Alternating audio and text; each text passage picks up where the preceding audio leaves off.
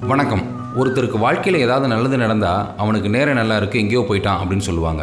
அதே மாதிரி அவருக்கு ஒரு கெட்டது நடந்துட்டா நேரம் சரியில்லை, எப்படி இருந்தவன் இப்படி ஆயிட்டான் அப்படின்ட்டு சொல்ல கேள்விப்பட்டிருக்கேன். இன்றைக்கி நான் உங்களுக்கு சொல்ல போகிற கதையும் அந்த மாதிரி ஒன்று தான்னு நினைக்கிறேன். அதனால் இந்த கதைக்கு நேரமும் தலைப்பு வச்சுக்கலாம்.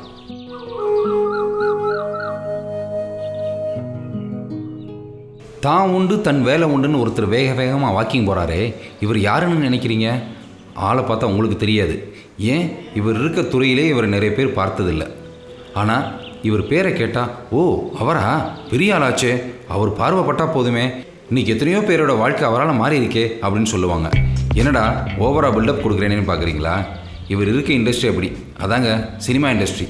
தென்னிந்திய சினிமாவாக இருக்க 4 லாங்குவேஜ்லையும் பல பெரிய படங்களை தயாரித்து அதை வெற்றி படங்களாக மாற்றின எஸ்ஆர் ஸ்டுடியோஸ் தயாரிப்பாளர் எஸ்ஆர் ராஜசேகர் தாங்க இவர். வாக்கிங்லாம் முடிச்சுட்டு இங்கே வந்து எல்லா நேரமும் உட்கார மாட்டார். ஆனால் வாரத்தில் ஒரு நாள் உட்காருவார். அப்படி உட்கார்ந்தா அது வியாழக்கிழமை. பேர் ராஜேஷ் சார். சந்தோஷ் சார். ஓ, நான் மறந்துட்டேன். ரொம்ப நாள் அப்பாயின்மெண்ட் கேட்டேன்னு மேனேஜர் சுகுமார் சொன்னார். ஆமாம் சார். சரி, கதையை சொல்லு. சார், இந்த கதைக்கு ஹீரோ பிரேம்குமார் கிடைச்சா நல்லாயிருக்கும் சார். நீ முதல்ல கதையை சொல்லு. ஹீரோ யாருன்னு நான் சொல்கிறேன். அவர் தான் வேணும்னா அது என் வேலை. என் கம்பெனி ஹீரோக்களை தேடி போகிற கம்பெனி இல்லை, ஹீரோஸ் தேடி வர்ற கம்பெனி. Sorry sir. கதையை சொல்லு. ஓப்பன் பண்ணா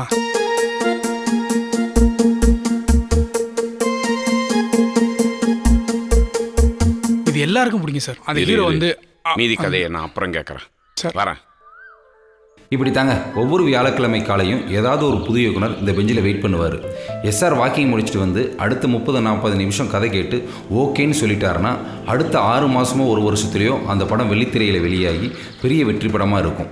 அப்படி அவர் கம்பெனியில் படம் பண்ணிய பல புது இயக்குநர்கள் எல்லாம் இப்போ சினிமாவில் பெரிய வெற்றி பட இயக்குனர்களாக இருக்காங்க. ஆனால் அவ்வளவு சீக்கிரத்தில் எஸ்ஆர்கிட்ட அப்பாயின்மெண்ட் வாங்கி கதையெல்லாம் சொல்லிட முடியாதுங்க. தீநகரில் 50,000 சதுரடியில் பெரிய ஆஃபீஸ் வச்சுருக்காரு. ஆனால் காலையில் இங்கே உட்காந்து தான் கதைகளை கேட்டு முடிவு பண்ணுவார். தன்னோட முதல் தயாரிப்பிலிருந்து இது அவரோட வழக்கம், ஏன் சென்டிமெண்ட்னு கூட சொல்லலாம். இன்றைக்கி நீங்கள் பார்த்து ரசித்து வெற்றி பெற்ற எஸ்ஆர் ஸ்டுடியோஸ் படங்களை எல்லாம் கேட்டது எஸ்ஆரும் நானும் தான். அப்படி சில நல்ல கதைகளையும் எனக்கே பிடிக்காத மோசமான கதைகளையும் எஸ்ஆரோட சேர்ந்து நானும் கேட்டிருக்கேன். ஆனால் எஸ்ஆர் கரெக்டாக நல்ல கதைகளை மட்டுமே செலக்ட் பண்ணி படம் பண்ணி இன்றைக்கி ஒரு சக்ஸஸ்ஃபுல் ப்ரொடியூசராக இருக்கார். இந்த வரானே, இவன் பேர் சரவணகுமார். ஒரு பெரிய டைரக்டர்கிட்ட 4 படம் வேலை செஞ்சுருக்கான். இப்போ தனியாக படம் இயக்க தயாரிப்பாளர் தெரிக்கிட்டு இருக்கான்.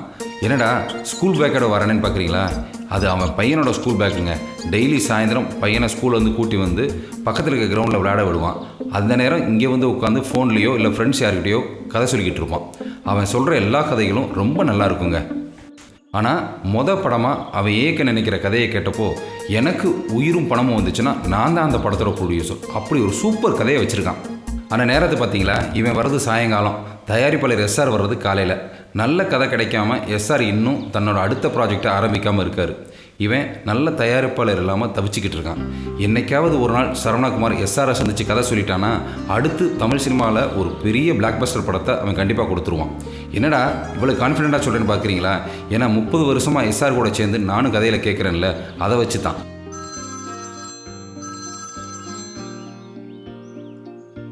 சொல்லு மச்சான். என்னடா காலைல புது புடிச்சிரு பாத்தியே, என்ன சொன்னாரு? கதையெல்லாம் ஓகே தான்டா. நானும் புதுசு, எனக்கு படங்கிறதுனால ஒரு பெரிய கமர்ஷியல் பட ஹீரோ கிட்ட டேட் வாங்கிட்டு வர சொல்றாரு. அதுக்கப்புறம் தான் பண்ணுவாராம். அப்புறம் என்னடா, நீ ஒர்க் பண்ண ஹீரோட என்கிட்ட கதை சொல்லி டேட் வாங்கி ப்ராஜெக்ட் ஆரம்பிக்க வேண்டியதானே? டேய், நான் ஒர்க் பண்ண ஹீரோ சம்பளத்துல பாதி தாண்டா இவரோட படத்தோட பட்ஜெட்டே. எப்பறா நான் போய் அவங்க கிட்ட எல்லாம் கேட்பேன். ஓ அப்படியா? பாப்போம். சரி விடுறா மச்சான், வேற ப்ரொடியூசரை பார்க்கலாம். சண்டே வீட்டுக்கு வா, வேற என்ன சோர்ஸ் இருக்குன்னு பார்த்து வைக்கிறேன். ஓகேடா மச்சி. அப்புறம் மச்சி, என்னடா? இது இன்னையோட ரீசார்ஜ் முடியுது, கொஞ்சம் ரீசார்ஜ் மட்டும் பண்ணி விட்றியா? பண்றேன்டா. டேய், செலவுக்கு பணம் ஏதாவது வச்சிருக்கே இல்லையா? என்னடா வச்சிருக்கே இல்லையா? சொல்லுடா. உங்ககிட்ட இருக்குன்னு போய் சொல்ல முடியலடா என்னால். கீதா கொடுத்த பணமும் இந்த மாதம் டீக்கு தமுக்குனே சரியாக போயிடுச்சு. நீயே எனக்கு நிறைய கொடுத்துட்ட. உங்ககிட்ட கேட்கறதுக்கு எனக்கு கொஞ்சம் ஒரு மாதிரியாக தான்டா இருக்கு. அதான். டேய், ஃப்ரெண்டு கிட்ட கேட்க உனக்கு என்ன வைக்கும்? டேய், ஜிபேல அனுப்புறேன், அடுத்த கதையை ரெடி பண்ணு உடனே. 1 சீட்டு கொடுத்தா அடுத்து எல்லாமே சரியா போயிடும். புரிஞ்சுதா? புரிஞ்சுது மச்சி. ஓகேடா, பை. சரி வச்சிருண்டா. தேங்க்ஸ் மச்சி. ம்.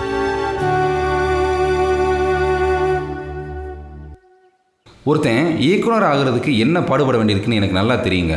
தினமும் அதிகாலை கையில் வலையும் மனது நிறைய நம்பிக்கையும் சுமந்துக்கிட்டு கடலுக்குள்ளே போகிற ஒரு கட்டுமர மீனவன் நிலை தான் ஒவ்வொரு உதவி இயக்குனரின் நிலையும். வலையில் நல்ல மீன்பாடு இருந்துச்சுன்னா அன்னைக்கு மீனவன் சந்தோஷமாக கரையேறுவான். இல்லைனா இந்த கடல் நாளைக்கு கொடுக்கும் என்ற நம்பிக்கையில் திரும்பி வந்து மீண்டும் மறுநாள் கடலுக்குள்ளே இறங்குவான். தான் நம்பின கடல் நம்மளை கைவிடாதுன்னு எப்படி ஒரு மீனவன் நம்பி மீண்டும் மீண்டும் கடலுக்குள்ளே இறங்குறானோ அதே மாதிரி தான் இந்த உதவி இயக்குனர்களும். நாம் நம்பின சினிமா நிச்சயம் நம்மளை கைவிடாதுன்னு நம்பி திரும்ப திரும்ப முயற்சி செஞ்சுக்கிட்டே இருக்காங்க. இந்த சரவணகுமாரும் அப்படி தான் விடாமுயற்சி செஞ்சுக்கிட்டு இருந்தான். அப்படி ஒரு நாள் அன்னைக்கு வியாழக்கிழமை.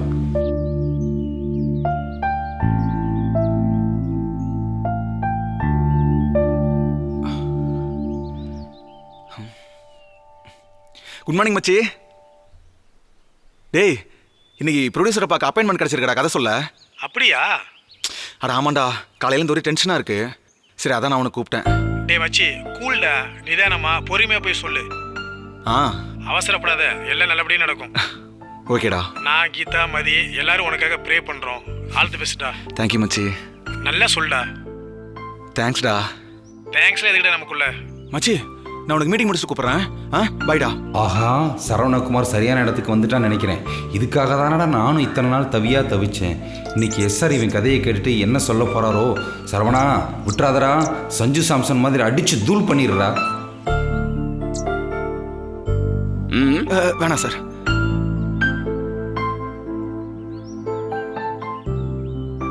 உட்காருங்க. Okay sir.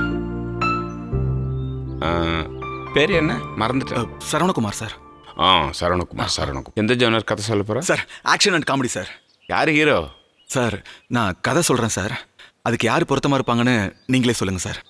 குட் சொல்லு. ஊரில் தான் ஃப்ரெண்ட்ஸோட ஜாலியாக சுற்றிக்கிட்டு இருந்த ஒருத்தன் நாட்டில் நடக்கிற அக்கிரமத்தை பார்த்து பொங்கி எழறான் சார்.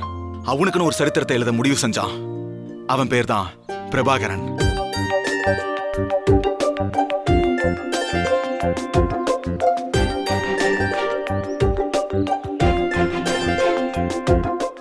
பெரிய பாலத்து மேல பிரபாகரன் வில்ல ராஜேந்திரன் கேங்கோட ஃபைட் பண்ணி அவன் ராஜேந்திரனை அடிச்சு தூக்கி வீசும் போது அவன் போன் தவறி கீழே விழுந்துருது சார். அவன் பாலத்துல கைப்பிடி சுவரை புடிச்சு உசுருக்கு போராடிக்கிட்டு தொங்கிக்கிட்டு இருக்கான் சார். அப்ப அவனோட போன் ரிங் அடிக்குது. அதை எடுத்து பிரபா காதுல வைக்கிறான். வச்ச உடனே அவனோட முகமே மாறிடுச்சு சார். அது ஒரு சின்ன குழந்தையோட குரல் சார். அப்பா, நீ வரும்போது தம்பிக்கு சைக்கிள் வாங்கிட்டு வரேன்னு சொன்னல, அதை மறக்காம வாங்கிட்டு வந்துரு, இல்லைன்னா அவன் அழுவான்பா, நான் வைக்கிறேன் அப்படின்னு சொன்னதை கேட்டு அவன் போனை வைக்கிறான் சார். உடனே பிரபா ஃபீல் பண்ணி அவன் 2 கையும் பிடிச்சி அவன் உசுரை காப்பாத்துறான் சார். அதுக்கு வில்லன் அவன் 2 கையும் கும்பிட்டு நன்றி சொல்ல, முதல்ல மனுஷனா மற்றவங்களோட நம்பிக்கையை காப்பாத்துன்னு சொல்லி அப்படியே அங்கிருந்து பிரபா போறான் சார். வில்லன் அதை பார்த்துக்கிட்டே இருக்கான் சார். இதான் சார் கிளைமேக்ஸ்.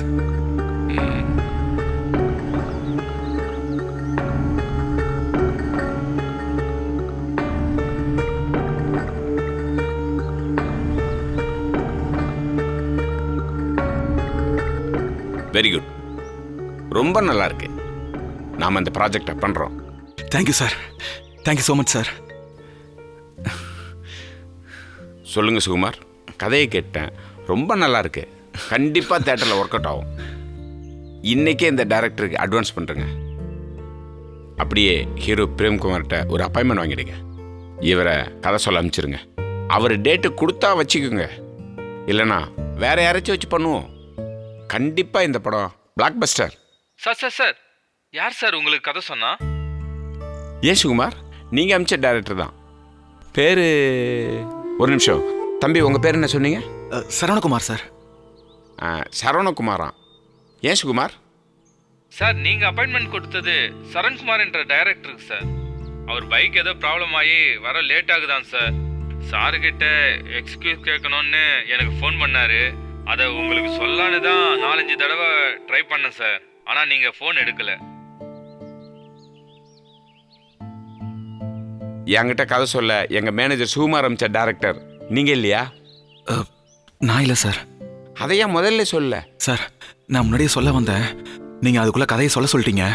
கிடைச்ச வாய்ப்பை மிஸ் பண்ண எனக்கு மனசு வரல சார். அதான் சொல்லிட்டேன். Sorry sir. நீ எதுக்கு எங்கே வந்து உட்காந்தா? சார் பக்கத்து ஸ்கூலில் தான் என் பையன் படிக்கிறான். டெய்லி ஈவினிங் கிரிக்கெட் கோச்சிங் விட்டுட்டு நான் இங்கே வந்து உட்காருவேன் சார். இன்னைக்கு ஸ்கூல் லீவு, அதான் காலையிலே கிரிக்கெட் கோச்சிங் விட்டுட்டு நான் இங்கே வந்து உட்காந்தேன் சார்.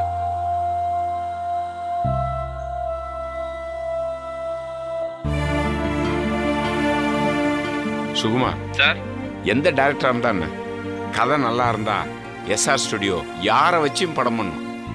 இந்த டைரக்டர் சரவணகுமாரை கமிட் பண்ணி இந்த ப்ராஜெக்டை நாம் ஆரம்பிக்கிறோம். அந்த டைரக்டர் சரணுக்கு அடுத்த வாரம் அப்பாயின்மெண்ட் கொடுத்துருங்க. Okay sir. சரி சுகுமார்.